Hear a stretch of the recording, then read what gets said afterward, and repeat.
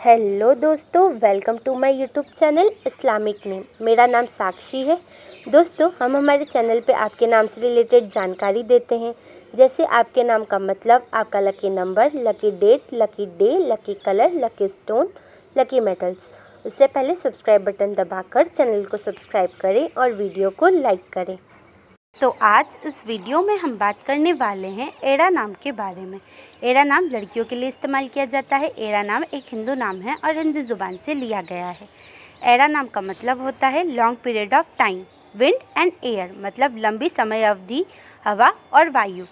बात करें इनके लकी नंबर की, तो इनका लकी नंबर है 6, मतलब 6 नंबर एड़ा नाम के लोगों की ज़िंदगी में बहुत ही लकी साबित हो सकता है।